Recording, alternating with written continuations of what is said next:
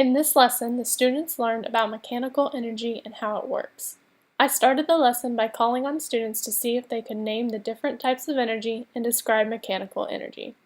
Sound energy, and what's another one? Afreen? Thermal energy. Let's see, Veronica? Electrical. Electrical, what's another one? Lisa? Light, and do we have one more thing? Brady? Mechanical. Alright, so mechanical is the one that we're going to be learning about today. And can somebody tell me what mechanical energy is? Monica, can you tell me what mechanical energy is?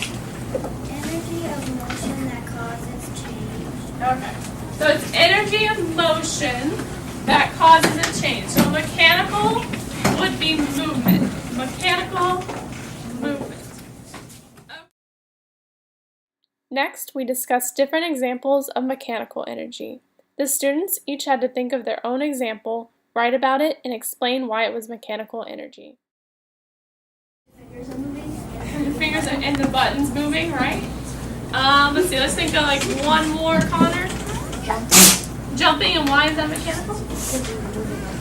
Because you're moving. Alright, so if you guys can think of maybe you can use one of the ones that we just talked about, or you could think of your own and you can write it in that first spot up there. So what is an example of mechanical energy?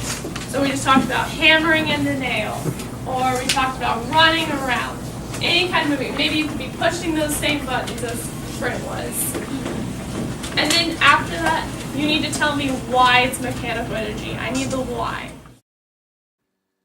I then passed out all of the materials the students would need for the experiment and gave them some time to work with the materials and brainstorm on how to build a ramp that would make the Hot Wheels car go the furthest.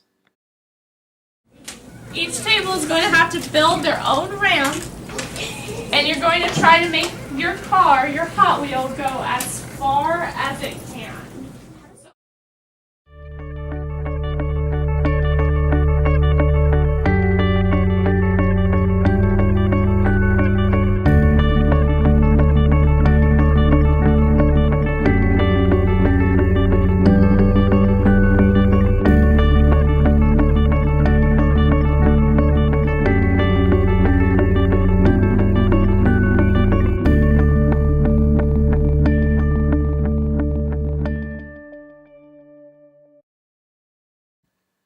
The students then wrote about how they designed their ramp and why they designed it like that. They then drew a picture of the ramp they created.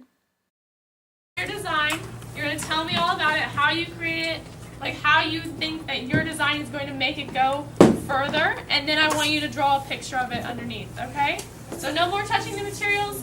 I want you to be writing and drawing your picture. So write and draw that picture.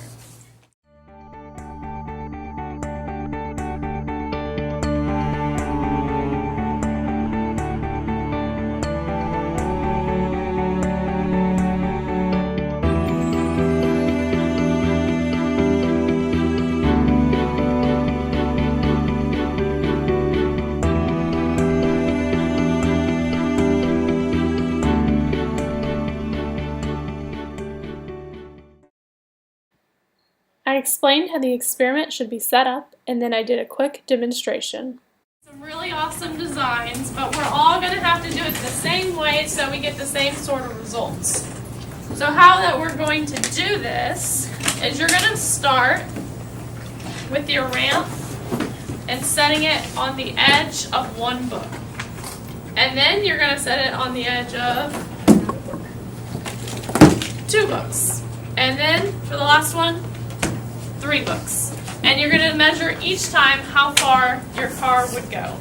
I know it's not as fun or as creative as the designs that you guys had, but it'll come into play in a minute. We'll talk about it in a minute. So what you're going to do, we're going to have one book like I talked about. You're going to have the car. You're going to start the car at the very front. You're going to put the back wheels where the thing begins, where the whatever you call this. And you're going to measure, let's see, should they do inches? Centimeters. this one has cylinders. That's not weird. You're going to start it where the ramp ends. Okay, so you're going to start your meter stick where the ramp ends, and then you're going to let go of the car. And then you're going to measure where it goes. And you're going to do it 3 different times with each book. The students perform the experiment.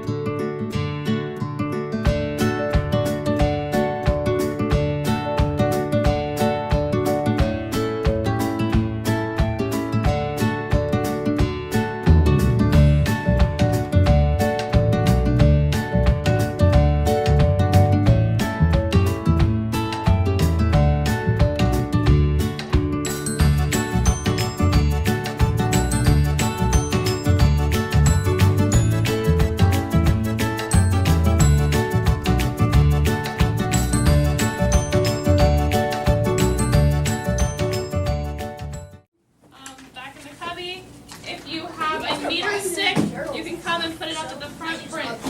Zion, we're not talking. Okay, if you have a meter stick, come put it. I concluded the lesson by discussing the questions on the worksheet.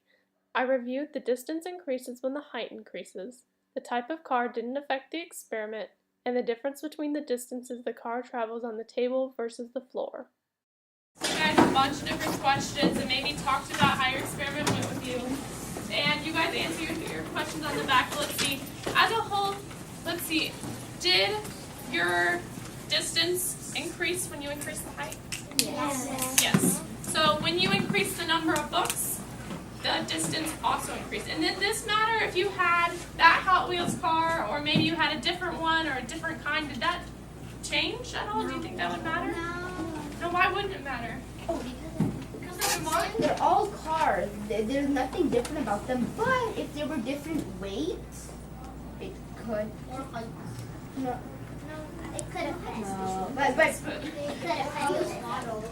But we just know that that no matter what car you use, when the distance increases, when the height increases, when you increase that height, it's still going to go a further distance than what it would when the height is lower. And let's see, what else did I ask you on there? And what do you think caused the car to go further? Gabby? There's less traction. Oh, well, that was with the whiteboards, right? So they put some whiteboards out there. On the table, that's wood and solid. Oh, yeah. And the carpet, that's solid. Yeah, I saw you guys noticing that as well. You started out on the table. Did it go further on the table or on the floor? On the table. On the table. Why do you think that is? Because Afreen, can you tell? It's more smooth, right? So it's less bumpy, like the carpet down there. Why would that matter? Okay. Because